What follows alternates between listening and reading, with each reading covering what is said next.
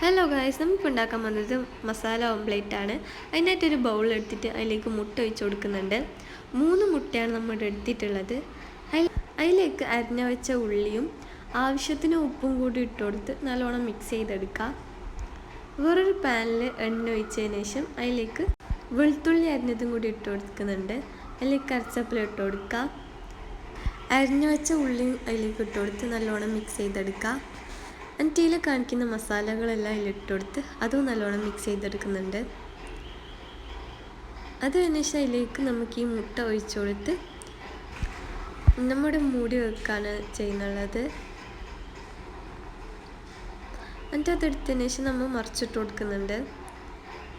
മറിച്ചിടുമ്പോൾ എല്ലാം കണ്ടായിട്ടാണ് കിട്ടിയത്. ലുക്കിലല്ല എന്തിരിക്കുന്നല്ലേ. കാണുന്ന പോലെയല്ല, കഴിക്കാൻ ഭയങ്കര ടേസ്റ്റാണ് ചോറിൻ്റെ ഒപ്പമെല്ലാം. അപ്പോൾ ഓക്കെ, ബൈ.